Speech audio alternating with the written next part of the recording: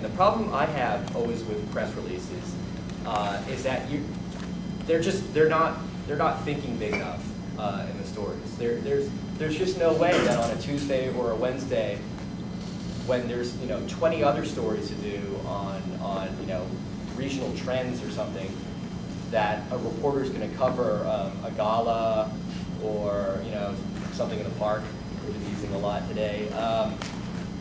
You have to be more ambitious and think about your organization. What does your organization do? What kinds of new trends or what sorts of things are you seeing and discovering with your work that point to a bigger picture? That could be local, that could be a state thing, that could be national. Is your work something that fits in a bigger picture? Or do you have people you're working with that story is so strong that it can stand on its own? You have to sort of determine whether your sources are just a mention in a bigger story, or whether they're the whole story or not.